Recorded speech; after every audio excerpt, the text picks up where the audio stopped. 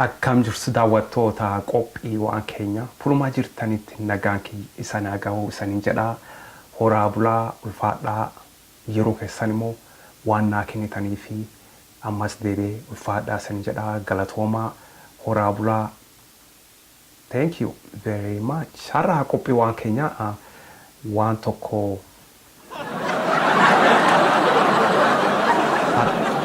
qophii waan keenya irraa kaasaa deemu waan xiqqisho tokko waan abbaa tsaayee gaa irraanfattan na fakkaata. Gara kan laaftu Oromoo kuni gara bal'atti gara laafti daftee woo irraanfatti. Maaliif hottanii? I don't know. Hin beeku. Garuu abbaa tsaayee namni deemuu jiraatanii abbaa tsaayeen shaggar harkisaa jirti. Lafis waan hundumtuu harkisaanii jira.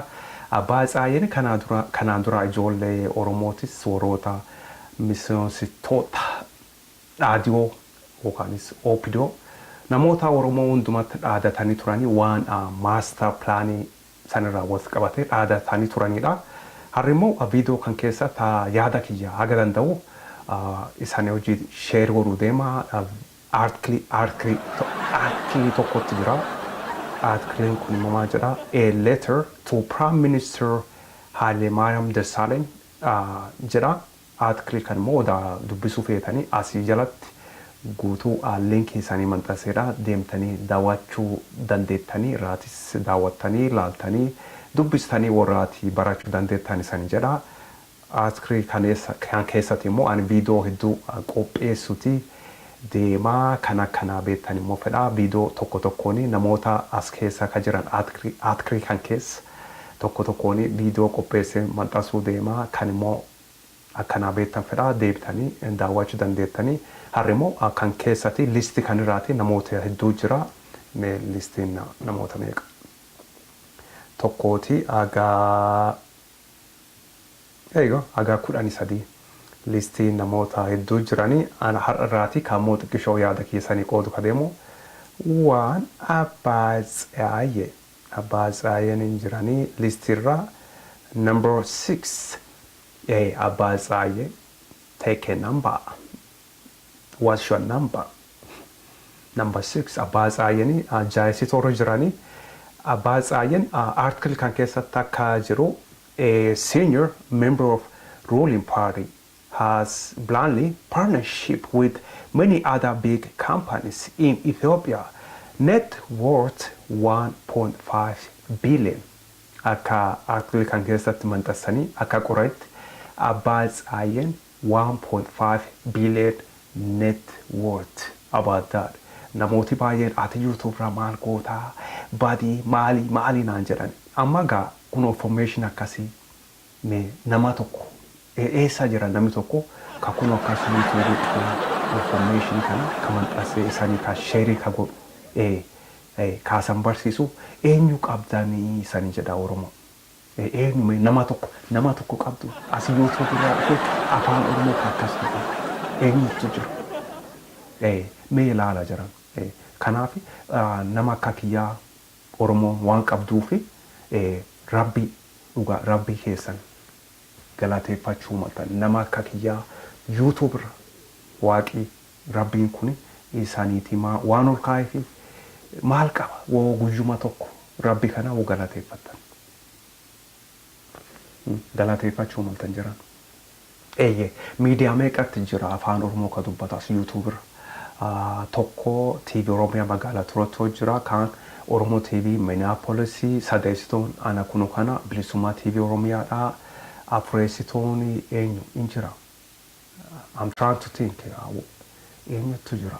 Dhugaa san jedha miidiyaa afaan Oromoo YouTuberra ka jiranii hagam beekutti sadiidha. Akkuma duraan jedhe TV Oromiyaa magaalaa Turotoo Oromoo TV Minneapolis sadeessitoon anaadha bilisummaa TV Oromiyaa.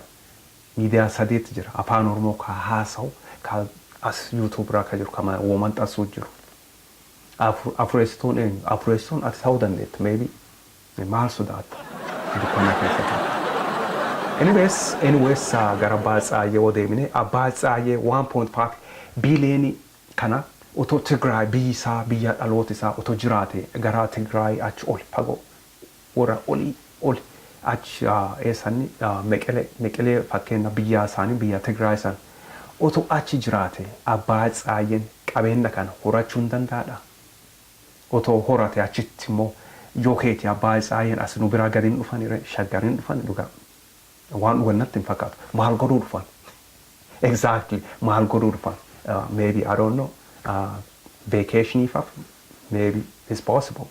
Garuu abbaa Tsaayee asoo deebine 1.5 billion kan isaan ka horanii as dhufaniiti nu bira dhufaniiti shaggar biyya Oromiyaa dhufaniiti ka horuu ka danda'an 1.5 billion kan 1.5 billion kana akkani woo laalu woo yaadu gaa Oromoon lafirraa fudhatanii lafa sanii ka gurguratan woo gurguranii kun abbaa Tsaayeen induroomanii jechuun Oromoon immoo maal ta'a inni yoommataa imbeelaa ijoolleen isaa kunoo biyya Arabaa deemtii rakkatu miidhatti itti dhaqqabaa immoo Yemenii akkuma agarra kana namoota 28 kunoo qalaniidha asiisi waan akkasii ta'a otoo qabeen kan hundumtoota jiru 1.5 billion abbaa Tsaayeen otoo qabu namooti kun hundumtu karaa Yemeniitiin ba'u karaa Keenyaa karaa Liibiyaa Suudaan kanaan deemanii rakkachuu jiran lubbuullee dhabuu jira lubbuu isaanii harka namoota isaanii dabarsuu human trafficking namoota trafficking godhanii nama ka dabarsasaniini yookaanis kun asiisin taa'ettiin eegate qabettiin siqalaa waan akkasii ta'uu danda'a. Abbaa Tsaayeen garuu immoo 1.5 billion asumaa deemnu qaban abbaa Tsaayeen 1.5 billion kana waan baay'ee godhuu danda'an abbaa Tsaayeen warshaalee hedduu ijaaranii namoota biyya baqatanii baay'ee jiran kan hundumaa hojii kennuufii danda'an garuu isaan hin fedhan lafa isaanii immoo gurgurachuu jiran. Kanaaf abbaa Tsaayeen rakkoo saamutii naan laallatuu jiran garuu isaan lafirraati qotee bulaa Oromoo kaasuu jiran qotee bulaa kaasanii lafa san immoo gurgurachuu jiranii kunoo isaan immoo hin durooman abbaa Tsaayeen. Abay Tsaayee net worth according to this article 1.5 billion la wo deemtanii dubbisu feetanii article kana de asii gaditti sani maxxanseedha gaa barataa wallaalaa fi barsiifatanii jedhamu anis barataadhas barsiisaas hunduma I'm a teacher and also I'm a student of life. Anis wabarachuu fedha kun wabarachuu waliin barachuu jirra yeroo keessa waan naa kennitanii fi galatoomaa saniin jedha abbaa Tsaayee worth 1.5 billion according to this article. Qophii waan keenyaa kar'aa kana fakkaataa yeroo keessaan waan naa kennitaniif immoo galatoomaa saniin jedha horaa bulaa nagaatti. Bye bye.